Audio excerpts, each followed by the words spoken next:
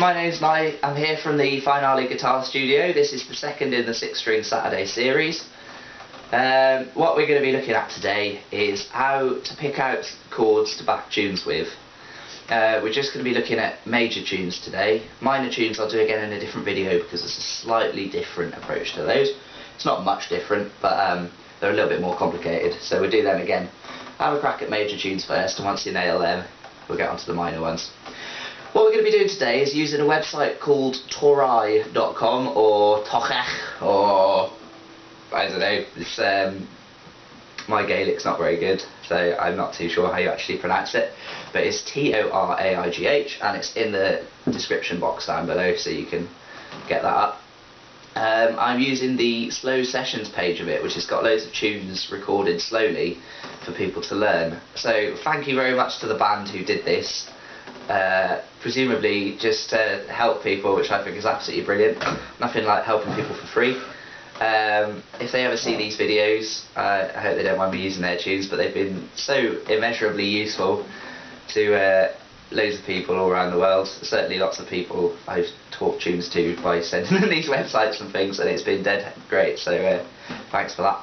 But yeah, there's a tune on there called My Darling Asleep. It's about 3/4 of the way down, I think. And yeah, it's a tune. It's a major tune. It's from Ireland. It's a traditional one, so far as I'm aware. I'll give you a quick run through of it just now. Here you go.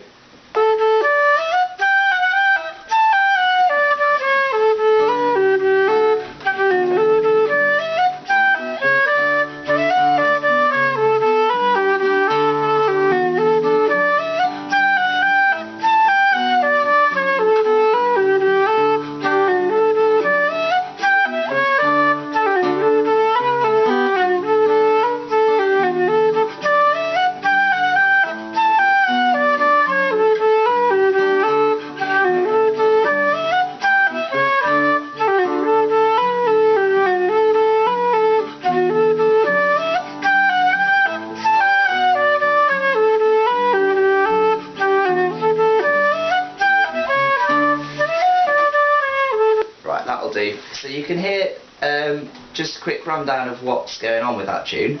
There's an A part and a B part. This is true of almost all Irish traditional tunes. Some of them have like 3 or 4 parts, some even have 5, but most almost always they just have 2. Now those parts are made up of 16 bars. Each part repeats twice. So it goes A part, B part, B part, A part, A part, B part, B part, and so on and so forth till you get bored of the tune. Now, the way you can back them then, the B part obviously will be different to the A part, but they're both usually in the same key. Sometimes they aren't, but almost always they are.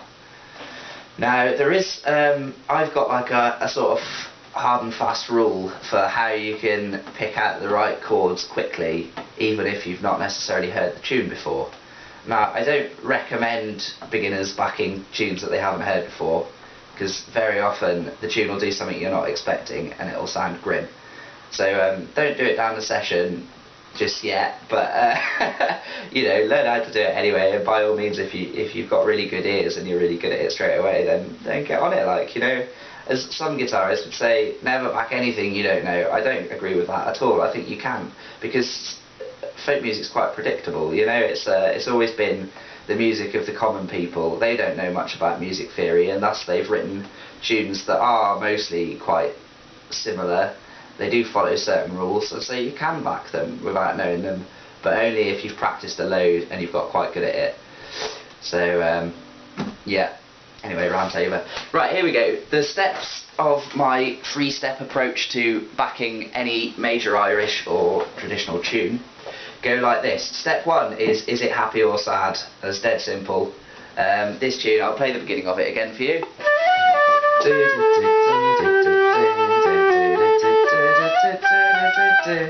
you can hear straight away, for those who know a little bit about music theory, it's not got a flattened third in it, it's got a normal happy third in it, and it's basically just a cheery tune, isn't it? It's not particularly sad.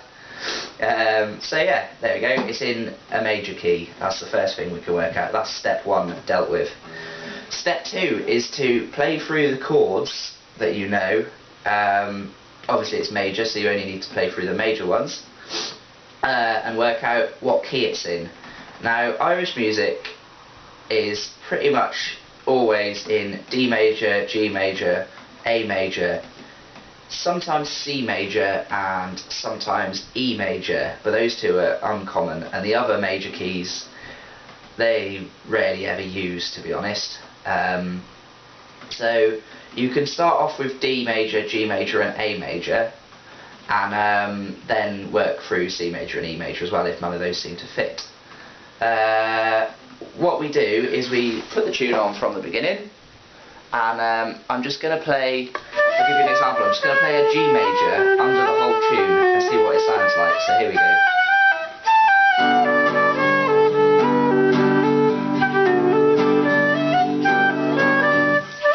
Doesn't sound very good, does it? Let's try an A major.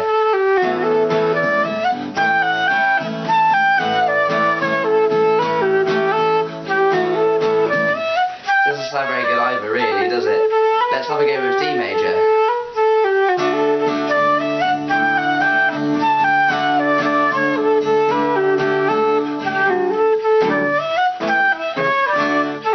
So you can see when I played a D major under it, I could have played the D major under the whole of that tune, and at no point would it clash horrendously. It would all sound quite nice.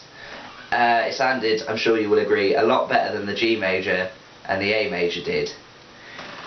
Now, the tune is in the key of D major, and the way I could tell that, without even needing to refer to any of music theory things, was just by listening. I could go, oh, this D major sounds good under the whole tune, therefore it is in D major.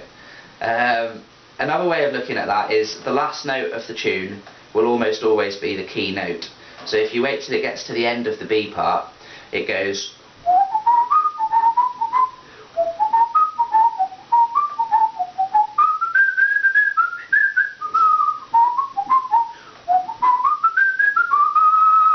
So that note there, oh, it's a D, how convenient. It's a slightly out of tune D because I'm not very good at whistling, but yeah. Anyway, it was meant to be a D. So yeah, the tune's in D major, there we go, we've nailed that bit. Now the third step of the three-step approach to backing all major Irish tunes, I should probably patent that, shouldn't I, is working out the chords that you can actually use in it apart from D, because you don't want to just play D all the way through. Now the other chords you can use, the first three chords you're going to get in it are chords 1, 4 and 5, and those are going to be the main chords. As long as you've got those three, you can back the whole tune with just those three and it'll sound fine. Might get a little bit boring after a while, but theoretically there would be absolutely nothing wrong with it. So the way we're going to work those out, if D is chord 1, we're in the key of D, so whatever key you're in, that chord is always chord 1.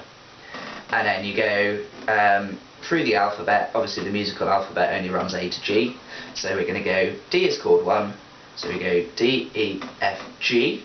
G is going to be chord 4, and then if G is chord 4, chord 5 is A. So you've got D, G and A is chords 1, 4 and 5. I hope that made sense to you. Just have a practice of that with some other keys, like go A major, for example. A major, if chord 1 is A, chord 2, you could probably work that out. I'll give you 5 seconds to do it. What did you get?